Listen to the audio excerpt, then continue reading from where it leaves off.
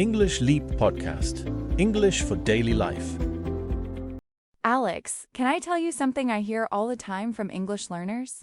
They say, I understand English, but when I have to speak, nothing comes out. And when I ask why they don't practice speaking more, the answer is usually the same. I don't have anyone to practice with. Yeah, and I completely understand that. Speaking feels like something you need another person for. You imagine a conversation partner sitting across from you, asking questions, reacting, correcting you. So when you're alone at home, you think, well, I guess I can't practice speaking today. But that's the good news. You actually can. You can practice speaking while you're making breakfast, getting dressed, cooking dinner, walking around the house, or even looking for the keys you somehow lose every morning. That last one sounds very specific. Maybe, but by the end of this episode, you'll have a simple 5-minute routine you can use every day, even if you have no teacher, no speaking partner, and nobody around you who speaks English. Hi everyone, I'm Maria.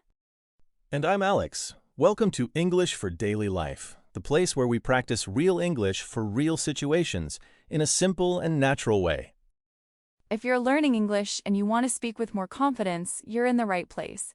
And if you enjoy conversations like this, give the video a like and subscribe to the channel. It really helps us, and you'll find more practical English episodes here every week. All right, so can speaking to yourself actually make you better at English?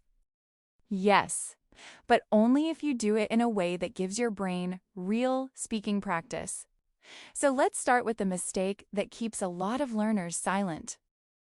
I think many learners are waiting for the perfect moment. They think, when I find a conversation partner, I'll start speaking more. Or, when my grammar is better, I'll speak. Or even, when I feel confident, then I'll practice. But confidence usually comes after practice, not before it. It's like saying, I'll start exercising when I'm already strong. You become stronger by training. And you become better at speaking by speaking. And speaking out loud is different from thinking in English.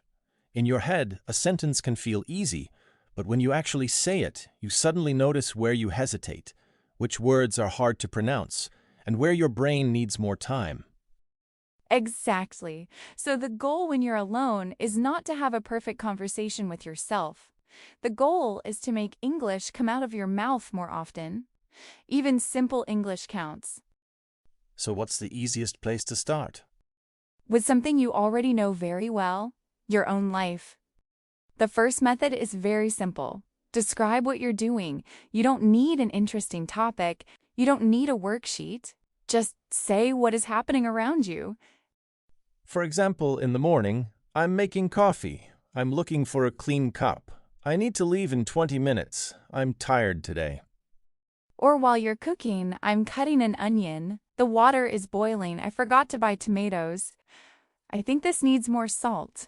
These are basic sentences, but they're useful because they're connected to your real life. And if you're a beginner, don't try to describe every single thing. 3 or 4 sentences are enough. You want the habit to feel easy enough that you'll actually do it again tomorrow. Here's another important rule. If you forget one word, don't immediately stop. Try to explain it using words you already know. Imagine you forget the word kettle. You could say, the thing I use to heat water. That's actually a very useful skill in real conversations, too. Native speakers forget words sometimes. The conversation doesn't have to stop just because one word is missing. Right, your job is to keep going. And that brings us to a method that is especially good if you often think, I don't know what to talk about. This one is easy to remember. Choose one topic and say only 3 sentences about it. That's all. Let's try it. Topic: your weekend. My weekend was pretty quiet. I went shopping on Saturday. On Sunday, I stayed home and watched a movie. Done. Topic: work. I work in an office. My mornings are usually busy. I normally finish around 5. Done. Topic: food. I really like pasta. I usually make it with tomato sauce. I could probably eat it every week. You definitely eat it every week. That is not the point. The point is that 3 sentences don't feel scary. If I tell you, speak English for 10 minutes right now, you might freeze. but 3 sentences? You can probably do that. And very often, after sentence number 3, you think of a fourth sentence, then a fifth. Suddenly you've been speaking for a minute without planning to. Try this with us right now. Think of what you did this morning. Don't make it complicated. Say 3 sentences out loud. You can even pause this video for a moment and try. And remember, out loud, not only in your head. Your mouth needs the practice too. Now let's make the practice feel more like a conversation. When another person speaks to you, they ask questions. So when you're alone, you can ask the questions yourself. It sounds a little strange when you say it like that. Maybe for the first 2 days, then you stop caring. Start with easy questions. What did I do today? What am I doing tomorrow? What did I eat for lunch? What was the best part of my day? And don't answer with only one word. If the question is, what am I doing this weekend? Don't say, nothing. Give yourself something to work with. I don't have big plans this weekend. I want to rest, go for a walk, and maybe meet a friend on Saturday. Once that feels easy, use questions that make you explain an opinion. Would I rather live in a big city or a small town? What is one habit I want to change? What would I do with a free week? These questions are great because now you're not repeating somebody else's sentence. You're creating your own English. That's much closer to real speaking. And here's something most learners don't do enough. Answer the same question again tomorrow. You don't always need a new topic. This might be my favorite tip because people often think repetition is boring, but repetition is one of the fastest ways to make speaking feel easier. Choose one small story from your day. It doesn't need to be exciting. Maybe you missed the bus. Maybe something funny happened at work. Maybe you went to the supermarket and bought far more than you planned. Again, very specific examples today. Let's use that one. The first time, maybe you say, yesterday I went to the supermarket after work. I only needed milk, but I was hungry, so I bought too much food. I came home with 3 bags. The first version might be slow. You might stop several times. That's fine. Tell the same story again. The second time, your brain already knows where the story is going, so you can focus more on the language. Maybe the second version becomes, yesterday after work, I stopped at the supermarket because I needed some milk, but I was really hungry, so I ended up buying much more than I needed. It already sounds smoother. And that's what fluency is. It isn't using the most difficult vocabulary possible. It's being able to communicate your idea without getting stuck every few seconds. Tell the same story today, tomorrow, and 2 days later. You'll probably notice that the words start coming faster. That's not cheating. That's training. Okay, now for the method that many people avoid. Record yourself speaking. Yes, hearing your own recorded voice can be uncomfortable. You press play and immediately think, do I really sound like that? Everybody does. But you're not recording yourself to judge your voice or your accent. You're recording to notice what happens when you speak. Choose one simple question, like, what did I do today? Speak for 30 seconds. Then listen once and notice only 2 or 3 things. Where did you stop? Which word was difficult? Was there a sentence you wanted to say but couldn't? Then record the answer again. That's the important part. Don't listen to the first version, feel embarrassed, and stop. Make version 2. And compare yourself with yourself, not with someone who has spoken English for 20 or 30 years. A useful comparison is today's recording versus your recording from 1 month ago.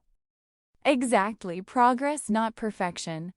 And if you notice one mistake, correct one mistake. You don't need to analyze every second of your recording.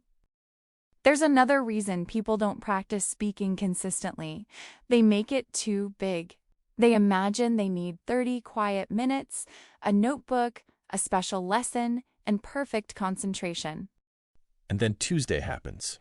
You're tired, you get home late, you have things to do, so the 30-minute practice becomes 0 minutes. Instead, attach English speaking to things you already do. While making coffee, speak for 1 minute. In the shower, answer one question. While walking, describe what you see. While cooking, explain what you're doing. Before bed, tell one short story from your day. Maybe that's only 5 minutes in total, but 5 minutes every day is much more powerful than one long practice session once every few weeks. And something else changes. English stops being something that only exists inside a lesson, an app, or a textbook. It starts becoming part of your normal day. Which is exactly what we want on this channel. English for daily life, not English that disappears the second you close your notebook. I can already hear one question. If I practice alone, who corrects me? What if I keep making mistakes? That's a fair question. Teachers are useful. Conversation partners are useful. Feedback is useful. Practicing alone doesn't replace all of that. It gives you something different. Speaking time. Some learners know a lot about English. They understand grammar, they watch videos, they complete exercises, but they have very little experience actually producing sentences in real time. So while you're speaking, don't stop after every sentence to ask, was that perfect? Speak first. If there's a sentence you're unsure about, write it down and check it after you finish. Because if you try to correct every tiny mistake while you're talking, you can destroy your flow. You become afraid to continue. Exactly. A much better goal is speak freely for a few minutes, then improve one or two things. You want practice to make you more comfortable speaking, not more afraid of it. So let's put everything together. If you want something simple to start tomorrow, here's your 5-minute routine. Minute 1. Narrate your life. Describe what you're doing or what you see around you. Minute 2. Answer one question about your life. For example, what am I doing this week? Minutes 3 and 4. Tell one small story from your day. Maybe something that happened at work, at home, on the bus, or at the supermarket. Minute 5. Tell the same story again, but try to make it a little smoother. Don't force yourself to use harder words. Just try to stop less and connect your ideas better. And if 5 minutes feels like too much, start with 2. The most important thing is not the number of minutes. It's coming back tomorrow. Because you don't become confident and then start speaking. You start speaking, and little by little, confidence follows. Before we finish, let's review a few useful words and expressions from today's conversation. First, to hesitate. To hesitate means to pause because you're unsure what to say or do. For example, I hesitate when I have to speak English in meetings. Next, out loud. If you say something out loud, you actually speak the words instead of only thinking them. For example, try saying the sentence out loud. Next, to get stuck. If you get stuck while speaking, you don't know how to continue. For example, I knew the idea, but I got stuck because I couldn't remember the word. Next, to come naturally. When something starts to come naturally, it becomes easier and you don't need to think about every small step. For example, after a few weeks of practice, these sentences started to come naturally. And finally, fluency. Fluency is the ability to speak smoothly and communicate your ideas without too many long pauses. It doesn't mean perfect grammar or a perfect accent. So, quick review. Hesitate, out loud, get stuck, come naturally, and fluency. Now we have a small challenge for you. After this video, don't just think, those were useful tips. Choose one method and use it today for 2 minutes. And tell us in the comments, which one will you try first? Describing your day, answering questions, telling the same story again, or recording yourself? You can answer with just one. If this episode helped you, give it a like and subscribe to English for Daily Life. It helps the channel grow, and it means you won't miss our next English conversation. And remember, you don't need to wait for the perfect speaking partner to start improving. You can start with the English you know, in the life you're already living. Thanks so much for watching and practicing with us. See you in the next episode. Bye, everyone.